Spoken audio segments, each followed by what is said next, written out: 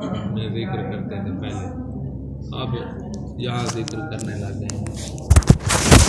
اب تقلید کرنے کے لیے ہم تقلید کریں، کیا مطلب؟ یعنی مرجع کہے گا کہ تقلید واجب ہے تو پھر ہم تقلید کریں گے، یا مرجع کا یہ والا کلام کہ آپ پر تقلید واجب ہے ہمارے حق میں یہ حجت ہی نہیں ہے؟ تو مرجع سے یہ نہیں لینا ہم نے کہ تقلید کرنے کے لیے وہ کہے گا تو تقلید کریں گے، بلکہ تقلید جو ہے ہم نے جیسے وہ عقائد ہوتے ہیں نا، کسی کے کہنے پر نہیں، تقلیدی چیز نہیں ہوتی، تقلید میں تقلید نہیں ہے، تقلید میں تقلید نہیں ہے۔ تقلید کا وجوب عقلی ہے یا عقلائی ہے یا فطرتی ہے، جیسے بھی ہے، بہرحال اس کا وجوب شرعی بھی نہیں ہے۔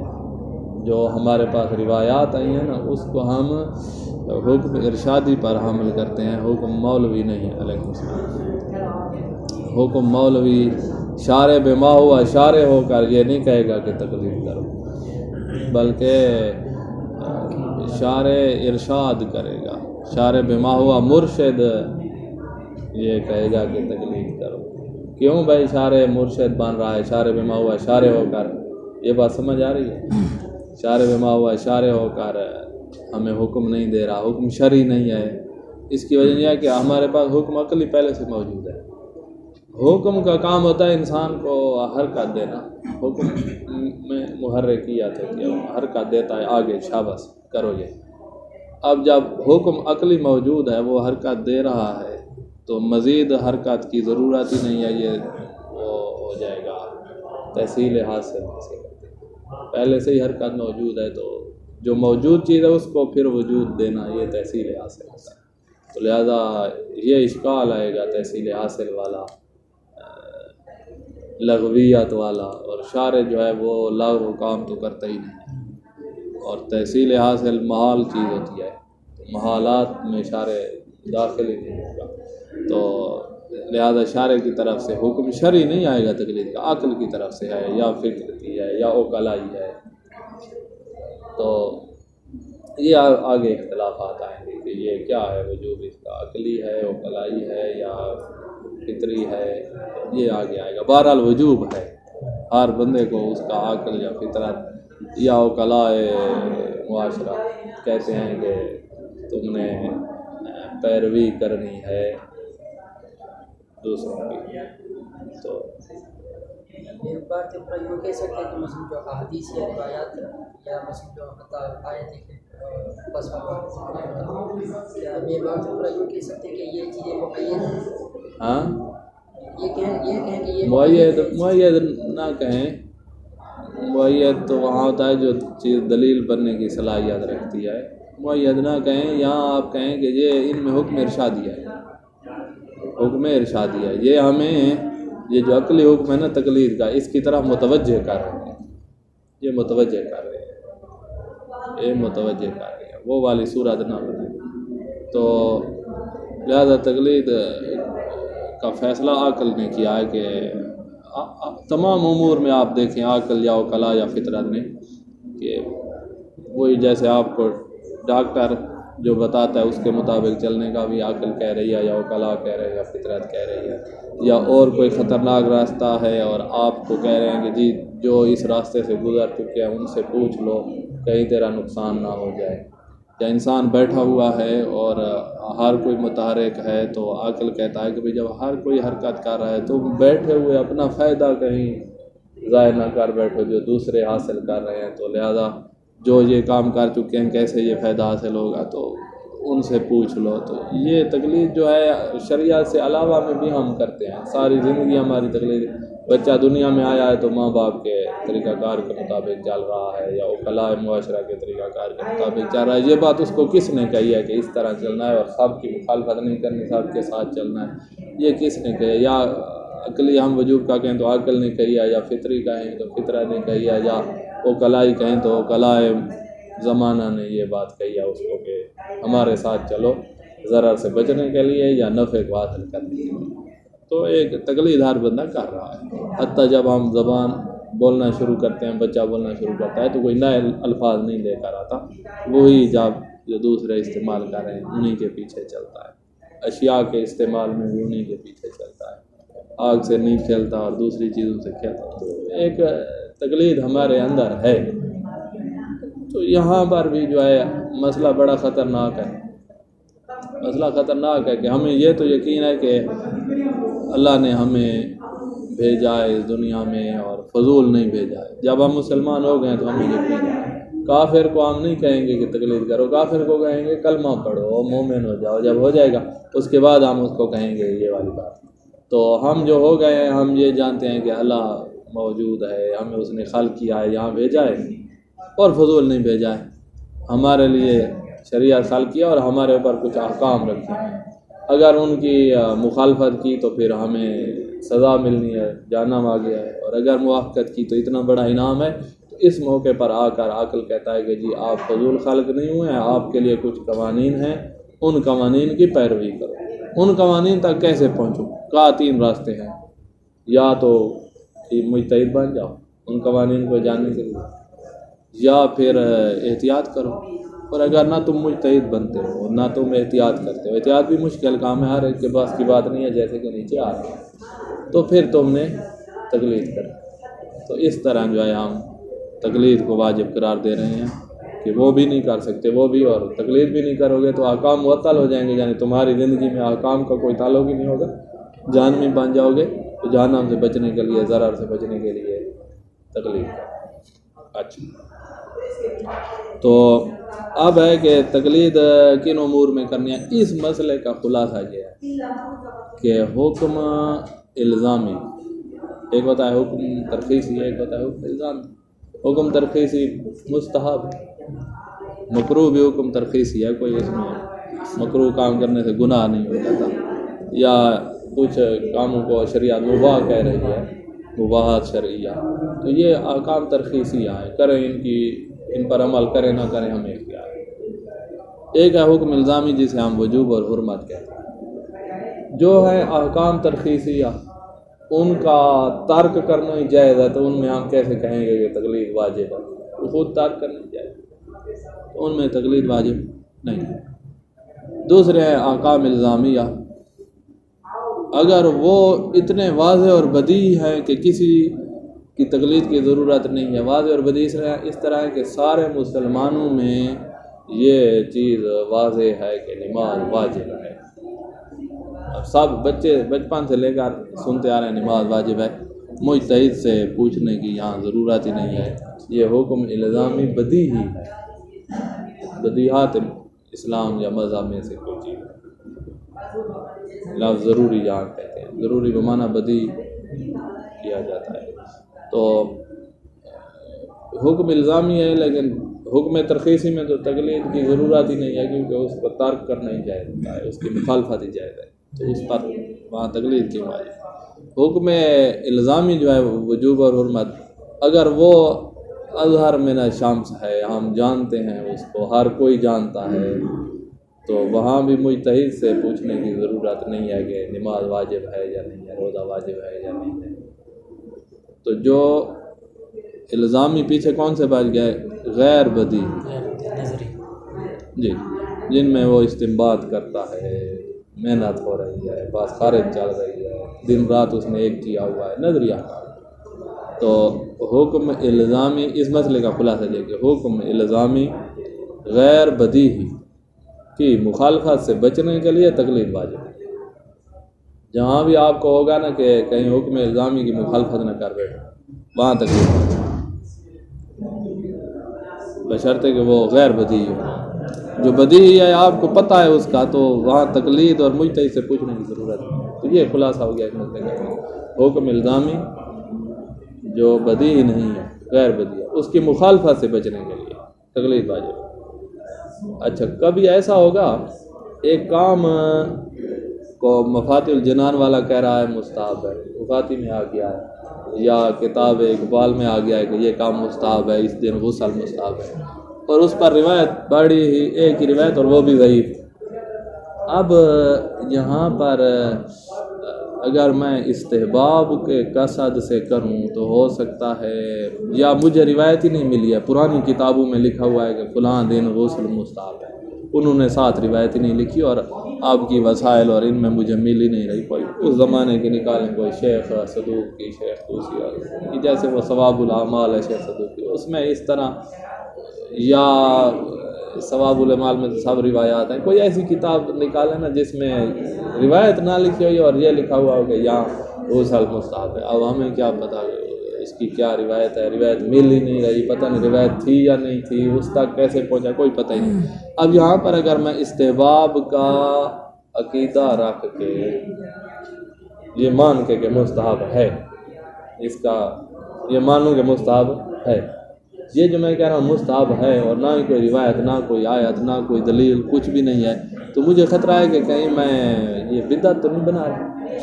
جب بدعت بنانے کا تشریح کا خطرہ ہو تو وہاں حرمت میں گرنے کا خطرہ تو ہے نا. تو ہم نے کیا کہا ہے کہ حکم الزامی غیر بدیع کی مخالفت سے بچنے کے لیے تکلیف تو اس مستحب کام کے لیے جو ہے ہم مجتہد سے پوچھ لیں گے ہے مستحب تو ہم نے تو کہا ہے کہ حکم ترخیصی میں تقلید ہے ہی نہیں تو یہاں کیوں مستحب کام میں آپ کہہ رہے ہیں کہ جی ہم اس لیے کہہ رہے ہیں کہ اس مستحب کام میں کے بارے میں مجتہد سے پوچھ لو کہ کہیں حرمت تشریح میں نہ گر جاؤ کہیں حکم الزامی کیا ہے کہ تشریح و حرام ہو اس کی مخالفت نہ کر دو اس لیے ہم ایک مستحب کام میں بھی آپ کو کہہ رہے ہیں کہ جاؤ تو اب پیچھے وہ مستحبات بچے کہ جن مستحبات کو مستحب کہنے میں تشریح والی حرمت کا خوف نہ ہو. اگر تشریح والی حرمت کا خوف ہے تو پھر اس مستحب کام میں بھی تقلید کی جائے گی. اب یہ مستحب بما ہوا مستحب میں ہم تقلید نہیں کر رہے بلکہ مستحب میں ہم تقلید کر رہے ہیں تاکہ حرمت تشریح سے بچ جائے. تو وہ خلاصہ وہی ٹھیک ہے کہ حکم الزامی کی مخالفت سے بچنے کے لیے حکم الزامی غیر بدیع کی مخالفت سے بچنے کے لیے تقلید واجب ہے. ہم مستحب کام میں کیوں تقلید کر رہے ہیں تاکہ حرمت جو حرمت والا حکم تشریح پر آتا ہے اس حرمت سے اپنے آپ کو بچا. اس لیے مستحب کام کے بارے میں بھی ہم مجتہد سے پوچھ رہے ہیں. اگر ہمیں پتہ ہے کہ یہ مستحب ہے اور ہم نے ادلہ دیکھی ہیں صحیح روایات ہمیں مل گئی ہیں جو کہہ رہی ہیں کہ یہ کام مستحب ہے تو اب مجتہد سے پوچھنے کی ضرورت نہیں ہے. ہم اس کام کے لیے مجتہد سے پوچھیں گے جن میں استحباب ہمیں کوئی مضبوط دلیل نہ مل رہی ہو اور ہم استحباب کا عقیدہ رکھیں نظریہ رکھیں کہ مستحب ہے تو یہ تو تشریح کر رہے ہوں تو لہٰذا یہاں مجتہد سے پوچھ لو تاکہ حکم الزامی کی مخالفت سے بچو. کون سا حکم الزامی تشریح کی حرمت یہ جو حرمت یا پھر ایسے کرو کہ وہ جو کام مستحب جو آپ کو کہا گیا ہے نا اور آپ کو دلیل نہیں ملی اس کو آپ کرو رجائے مطلوبیات کی نیت سے. جب رجائے مطلوبیات کی نیت سے کرو گے تو اس کا معنی یہ ہوتا ہے کہ مجھے پتہ نہیں ہے مستحب ہے یا مستحب نہیں تو میں نے حکم نہیں لگایا اب مجتہد سے پوچھنے کی ضرورت ہی نہیں تو اس کی تقلید کی ضرورت ہی نہیں. یا رجائے مطلوبیات کی نیت سے کرو تقلید کی تمہیں ضرورت ہی نہیں. یا ایسا حال مل جو حال مل یقین مستحب ہے آپ کو نہیں پتہ چل اس میں آپ پھر تقلید کر لو تاکہ تشریح والی حرمت سے بچ سکو. تو خلاصہ یہ ہوا کہ حکم الزامی غیر بدیع کی مخالفت سے بچنے کی تقلید واجب ہے. یہ اس مسئلے میں یہی ہے اور کچھ نہیں ہے. یاجب علی کل مکلف لم جب لوگ رتبۃ الاجتہاد وہ مکلف جو مجتہد نہیں بنا اس پر واجب ہے کہ یکون فی جمیع عباداتہ و معاملاتہ و سائر افعالہ و طرقہ تمام عبادات تمام معاملات تمام افعال تمام طرق میں وہ مقلد ہو یعنی تقلید کرے یا پھر احتیاط کرے اور احتیاط آگے بتائیں گے بڑی مشکل ہے عوام کے لیے تو پھر تقلید ہی کرے. اب یہاں تمام کی بات کر دی اب آگے وہ ملا رہے ہیں نا استثناءات تو ہمیں پتہ چلے گا وہ اسی لین کا کہ تقلید حکم الزامی کی مخالفت سے بچنے کے لیے واجب ہے اور بس. الا یاس اللہ العلم بانہ لا یلزم من فعلہ یا ترک مخالفہ لحکم الزام مگر یہ کہ اس کو علم ہو جائے کہ یہ جو میں کام کر رہا ہوں نا اس کے کرنے یا اس کے ترک کرنے سے کسی حکم الزامی کی مخالفت نہیں ہو رہی. یعنی کرنے سے حرمت کی مخالفت نہیں ہو رہی، ترک کرنے سے وجوب کی مخالفت نہیں ہو رہی، تو پھر تقلید واجب نہیں ہے۔ ولاؤ مثل حرمت التشریع، چاہے وہ حرمت تشریع والی کیوں نہ ہو، آپ کو پتہ چل گیا ہے نا کہ میرے اس طرح کام کرنے سے حرمت تشریع بھی لازم نہیں آئے کیونکہ میں رجاء مطلوبیات کی نیت سے مثلا کر رہا ہوں، تو پھر تقلید واجب نہیں۔ یا کسی کام کو ترک کر رہے ہیں تو اس سے مثلاً حرمت تشریع ہی لازم نہیں آئے گی۔ وہ کیسے؟ ایک کام کے بارے میں علم یقین ہے کہ یہ مکروہ ہے یا نہیں ہے، تو آپ اس کو مکروہ کے قصد سے ترک کریں تو یہاں حرمت تشریع کا خطرہ ہے، تو پھر مجتہد سے پوچھ لیں، تقلید کر لیں۔ اور اگر آپ رجاء مطلوبیات کی نیت سے ترک کریں کہ اگر شارع چاہتا ہے کہ اس کو ترک کیا جائے تو میں کر رہا ہوں، جو اگر شارع نہیں چاہتا تو میں یہ نہیں کہہ رہا کہ شارع چاہتا ہے، تو رجاء مطلوبیات، پھر حرمت تشریع لازم نہیں آئے گی۔ تو او یکون الحکم من ضروریات دین او المذہب، یہ بھی اللہ والا استثناء ہے، علم ہو جائے اللہ یحصل له علم بأنہ یکون الحکم من ضروریات الدین او المذہب، کہ یہ حکم جو ہے بدیع امور میں سے ہے، اور بدیع امور کا سب کو پتہ ہے کہ یہ مثلا واجب ہے، نماز یا روزہ واجب ہے، تو یہاں تقلید کی ضرورت ہے۔ کما فی بعض الواجبات، بہت سے واجبات، بعض واجبات ہیں، بعض محرمات ہیں جن کا سب کو پتہ ہے اور واضح ہے کہ یہ واجب ہے، یہ حرام ہے، لہذا مرجع تقلید کی ان میں ضرورت نہیں۔ وکثیر من المستحبات والمباحات، کتنے ہی مستحب اور مباح کام ہیں جن کا ہمیں پتہ ہے کہ یہ مستحب ہیں، یہ مباح ہیں، تقلید کی ضرورت ہی نہیں۔ روایات میں مفاتی میں کتنے ہی ذکر ہوئے ہیں مستحب ہیں، یا مباحات کام بہت سے ہیں جن کا ہمیں پتہ ہے، روٹی کھانا مباح ہے، بیٹھنا اٹھنا سونا چلنا گھومنا پھرنا، یہ سارے مباحات میں سے ہیں، یہاں پھر تقلید کی ضرورت ہے۔ تو یہ بھائی اس کو کیسے پتہ چلے گا کہ یہ بدیہات میں سے ہے؟ یحرز کون الفعل من البدیہات، یہ پتہ چلے گا کہ یہ منہا یعنی انہی بدیہات میں سے ہے، بالعلم الوجدانی، خود اس کو پتہ ہے، کیسے؟ یہ روایات کو دیکھتا رہتا ہے وغیرہ وغیرہ، اس کو پتہ چل گیا ہے کہ یہ والا کام، اتنی جو روایات آ گئی اور ہر کوئی اسی طرح کر رہا ہے، تو اس کو پتہ چل گیا ہے کہ جی یہ بدیہات، یہ واضح ہے، شریعت میں یہ چیز ہے، اسی طرح ہے جیسے رائج ہے۔ اول اطمینان الحاصل من المناشئ الکلائیہ، علم ہوا ہے، علم الوجدانی کی مثال اور لے لو، امام سے ملاقات ہو گئی ہے، انہوں نے کہا ہے کہ یہ کام واجب ہے، اب کیا تقلید کی ضرورت، اس کو علم وجدان میں کیا۔ اول اطمینان الحاصل من المناشئ الکلائیہ، یا اس کو اطمینان ہو گیا ہے کہ یہ کام جو ہے بدیہات دین میں سے ہے، وہ اطمینان وہ حجت ہوتا ہے جو عقلائی طریقے سے آ رہا ہو، ایک اطمینان ہوتا ہے جو غیر عقلائی طریقے سے آ رہا ہے۔ جا رہے تھے، ایک بوڑھی نے کہا ہے کہ بھائی چاند نظر آ گیا، جس کو 10 نمبر کی اینک لگائی، تو اس کو اطمینان آ گیا، یہ اطمینان مناشئ عقلائیہ والا نہیں ہے، یہ غیر عقلائی طریقے سے آیا ہے، تو ہم اطمینان اس کو حجت کہتے ہیں جو عقلائی طریقے۔ اب آج کے بعد جو اطمینان منہاج میں آئے گا وہ اطمینان عقلائی ہوگا، مناشئ عقلائیہ والا۔ مثلا مناشئ عقلائیہ کی مثال دے رہے ہیں، کشیا مشہور ہے، ساری عالم تشیع میں یہ مشہور ہے، مثلا کہ فرض کرو فلاں نماز جو ہے وہ واجب ہے، یا فلاں دن روزہ جو ہے وہ مستحب ہے، تو یہ بدیہات شریعہ میں سے۔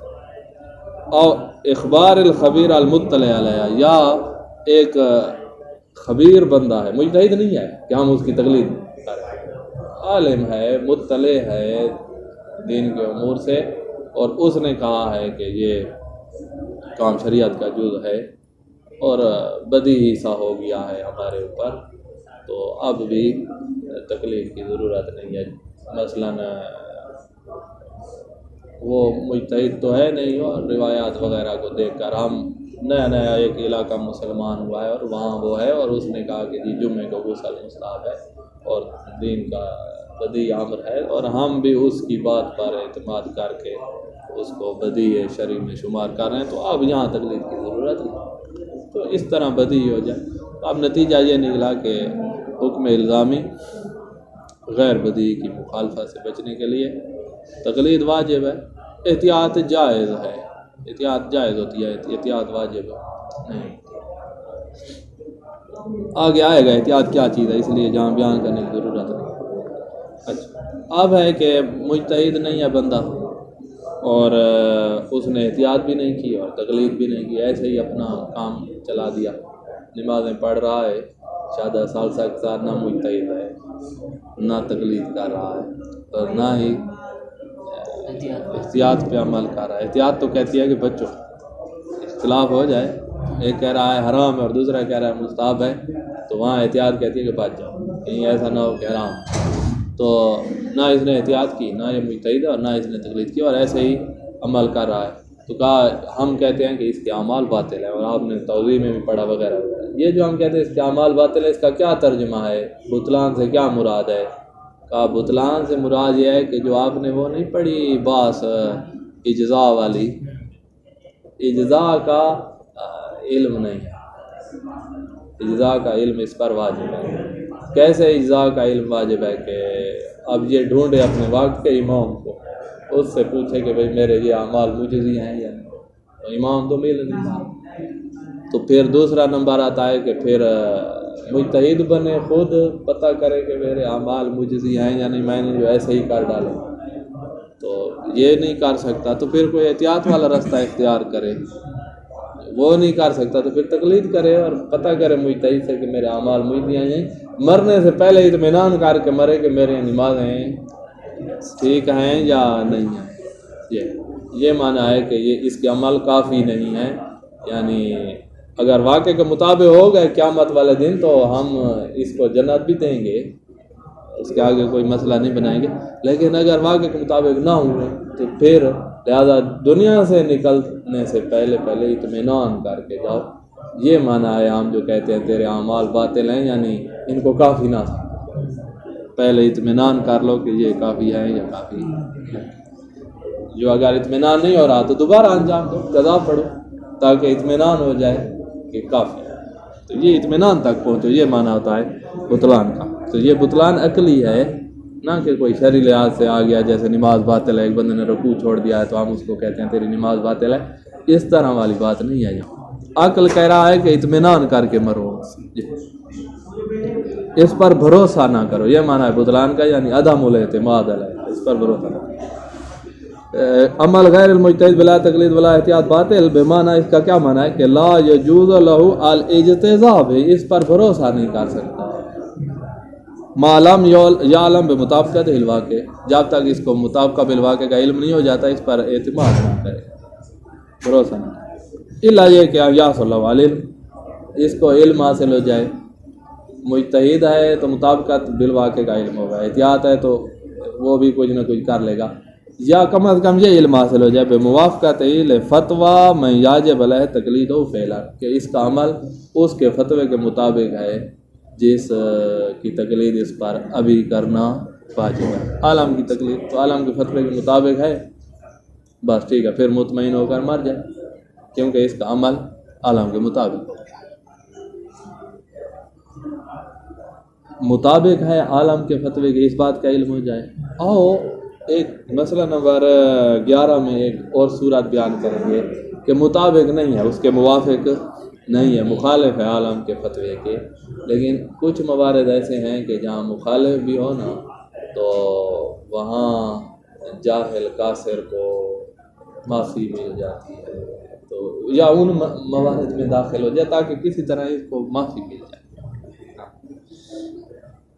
او ما ہوا بے حکم العلم بالموافقہ، یا تو علم ہو جائے کہ میرے اعمال موافق ہیں، یا پتہ ہے کہ موافق نہیں ہے اور پھر بھی کافی مجتہد کہہ رہا ہو کہ کافی، موافق بھی نہیں اور پھر بھی کافی ہیں. کچھ موارد ایسے ہیں جہاں موافق بھی نہیں ہوتے اور پھر بھی کافی، یا ان موارد میں آپ داخل ہو گئے ہیں تو پھر بھی مطمئن ہو کر مرو. اگر نہ تو تمہارا عمل مجتہد کے موافق ہے اور نہ ہی مجتہد کہہ رہا ہے کہ بس کافی ہے، تو پھر مطمئن ہو کر مرنے کے لیے قضا پڑھنی پڑے. یہ معنی ہے کہ بھائی آپ کا عمل باطل ہے، یعنی ان پر بھروسہ.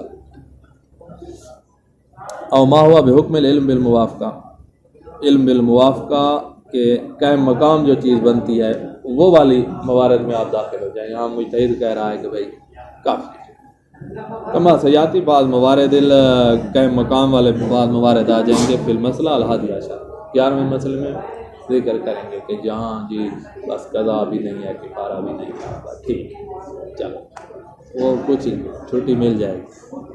अच्छा वो आ जाएगा मसला। यहाँ अब आ रहा है कि अगर कोई बंदा ये करे कि भाई मुजतहिद तो वो बन नहीं सका और तकलीद को तर्क करके एहतियात वाले तरीके पे चल पड़े, जैसे आप तालिब इल्म हैं, मैं यहाँ में एहतियात वाले तरीके पे चलते हैं, तो इस तरह करना जायज़ है, कोई हराम नहीं है। लेकिन मसला ये है कि अवाम उन्नास के लिए तकलीद छोड़ के एहतियात वाला काम है बड़ा मुश्किल काम है, बड़ा मुश्किल है कि दरमियान से एहतियात वाला रास्ता निकालना, ये काम मुश्किल है। मसलन देखें कोई मिसाल आपको दें, अच्छा ये कल मिसाल आज बस शुरू कर दिया है, इंशाल्लाह हमारी आइंदा कोशिश होगी कि